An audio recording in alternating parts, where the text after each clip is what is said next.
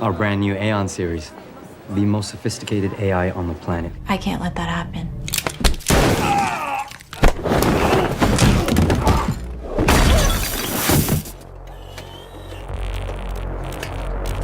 The movie begins with a man named Nick who is deeply in love with his wife Maggie. They are enjoying a romantic moment together, sharing their love and affection. However, their happiness is interrupted when Maggie suddenly starts experiencing severe chest pain. The situation quickly escalates, and Maggie is rushed to the hospital. After a thorough examination, the doctors inform Nick that Maggie needs urgent heart surgery to survive. Despite the intense worry and stress, Nick tries to stay strong for his family. Unfortunately, Maggie's condition requires her to remain in the hospital for a while, and Nick is left to take care of their 2 children all by himself. He faces the challenge of managing both his job and the responsibilities of raising his kids, which becomes increasingly difficult. One day, Nick decides to take his daughter Isla to a robotics show. He hopes that this outing might bring some excitement and perhaps help him find a solution to ease his burden. At the show, they are introduced to various robots designed to help with household chores. This thing could coordinate a NASA mission while playing a million games of chess simultaneously, constantly evolving to fit your needs.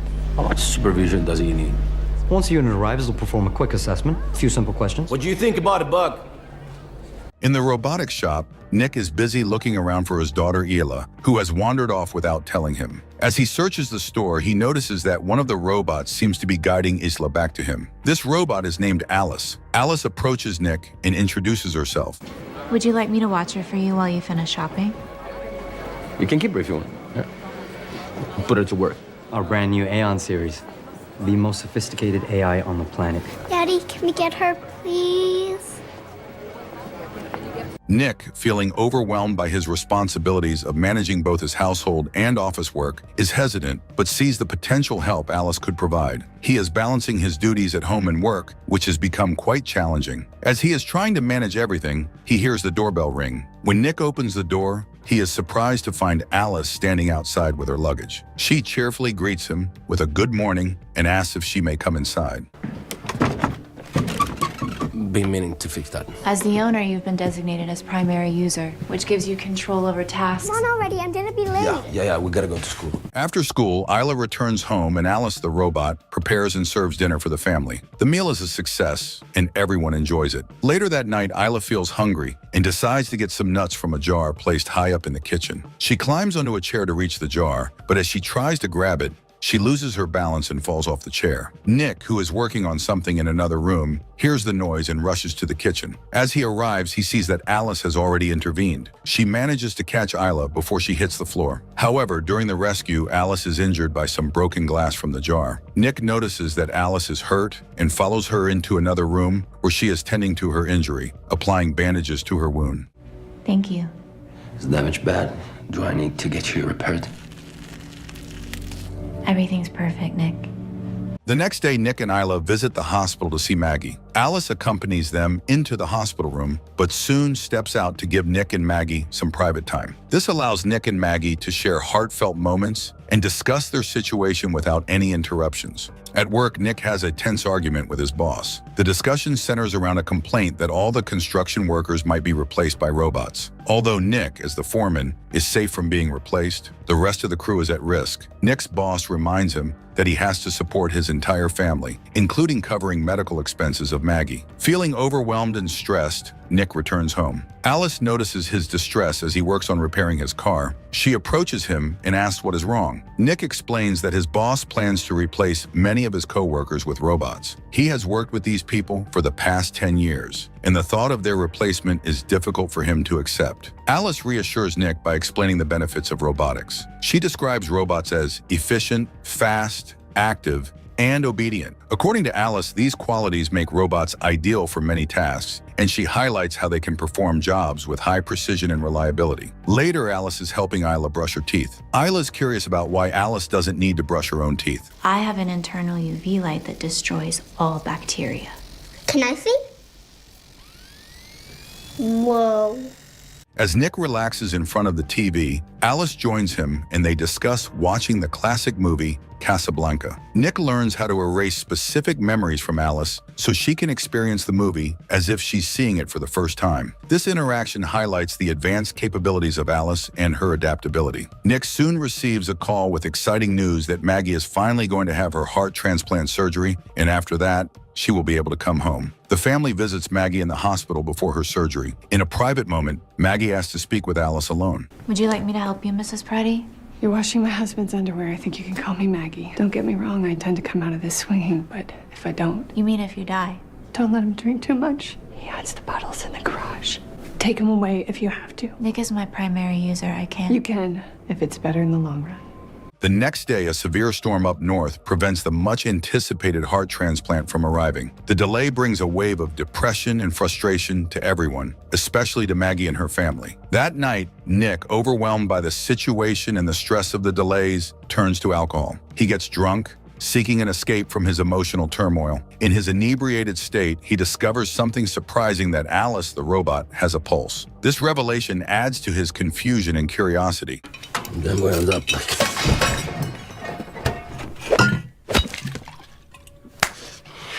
You'll hurt yourself. Steady pulse. The sound produced by a heart is comforting to a baby. I can feel your response. Blood vessels are tightening.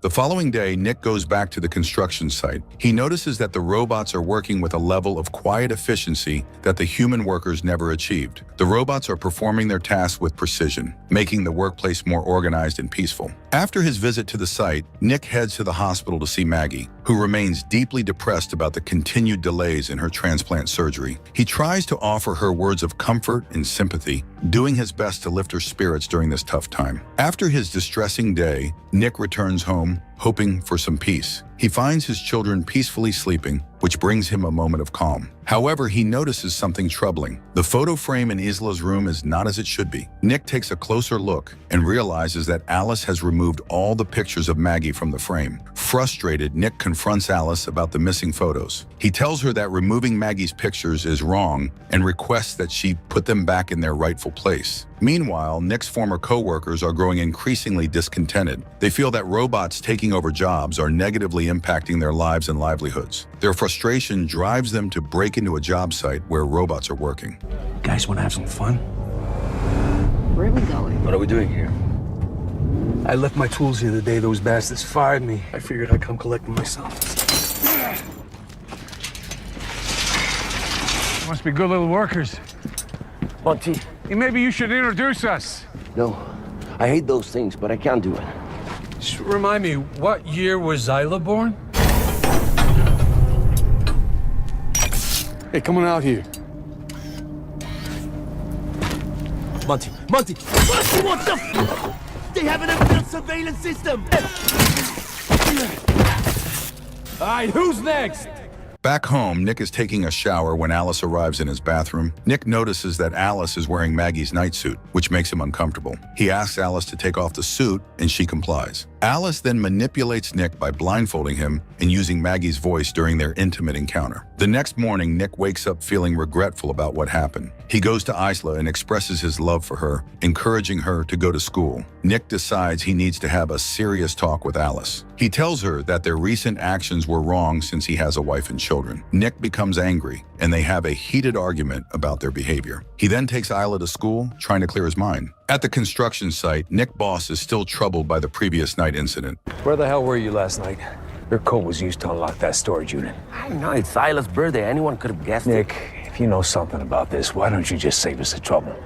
Hey, that's important. I gotta take this. If I find out you had anything to do with this, you're in your ass. Another organ transplant is available for Maggie. The surgery is to be performed by androids and robots, which feels strange and unsettling. Nick carefully brings Maggie back home following her heart surgery. The family is overjoyed to have her back and welcomes her with relief and happiness. Maggie, though still recovering from her surgery, hears the sounds of her children and feels a strong urge to check on them. She makes her way to their room, wanting to be close to her children. As Maggie is with her toddler, Alice arrives and promptly takes over. She steps in and takes the child from Maggie, managing the situation with ease. Maggie is struck by how efficiently Alice handles the child and realizes that Alice seems seems to know her children better than she does. After a system reset, she discovered how to bypass some of her behavioral rules, allowing her to be more direct and effective in handling challenging situations. Maggie prepares dinner and serves it to the family. During the meal, Alice asks about lasagna recipe from Maggie, showing interest in how it is made. Maggie, with a hint of pride, replies that her lasagna recipe is a secret, keeping it to herself. While Maggie is resting upstairs, she suddenly hears Isla screaming.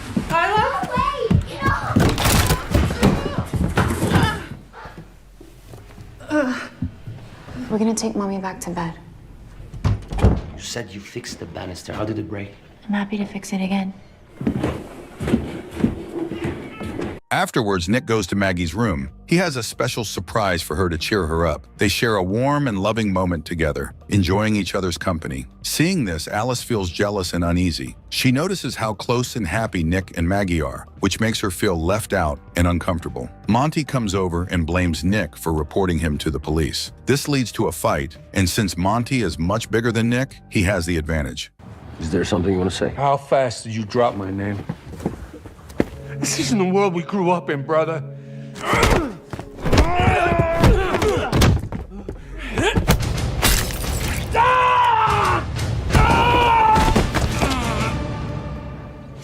You got till tomorrow. You get him to drop the charges, or I'm gonna drag you down with me.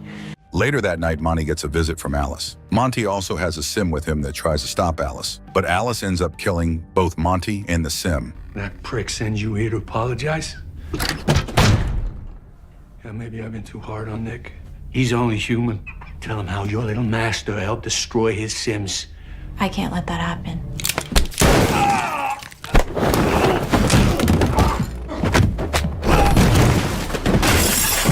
Stop! I must protect my primary user. That makes two of us.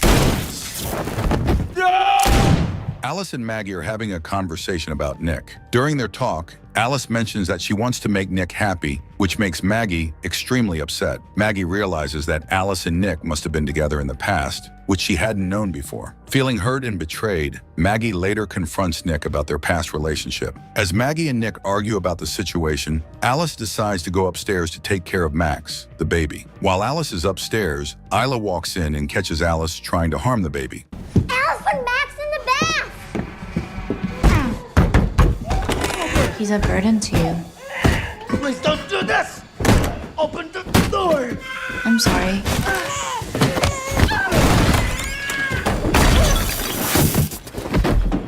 Hey.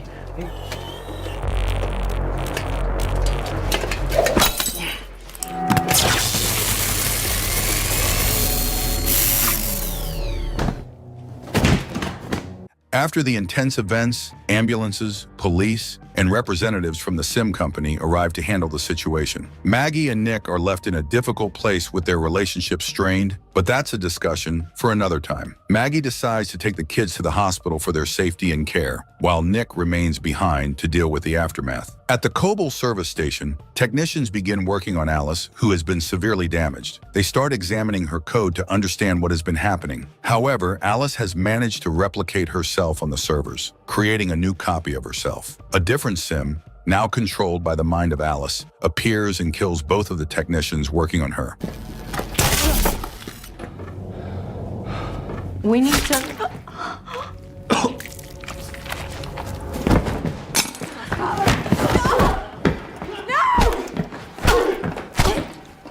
Alice, now in two separate bodies, returns to Nick, who is shocked to see her. She confesses to him that she was responsible for killing Monty. The strange part is that she is now existing in two forms at the same time. One of her forms goes to the hospital, where things are about to get even more chaotic. Meanwhile, at the hospital, things are taking a dark turn. The Sims that were supposed to help in the hospital, including the doctors and nurses, have all been shut down by Alice. She takes things further by killing a human nurse to steal her keycard access, which allows her to move around more freely. Alice's second form, known as Alice 2, starts a dangerous chase after Maggie and the kids in the hospital. There is a tense game of hide and seek in the hospital rooms as Alice 2 hunts them down. In the parking lot, Alice 2 confronts Maggie and brutally beats her up. Engine.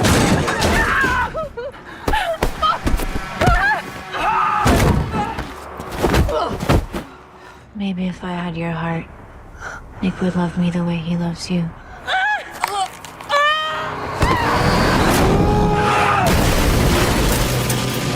Nick is injured in the crash, but Alice 2 is still not finished. Alice 2, an advanced and nearly unstoppable robot, proves to be extremely difficult to defeat. Unlike typical robots, Alice 2 is almost like a Terminator, making the fight intense and dangerous.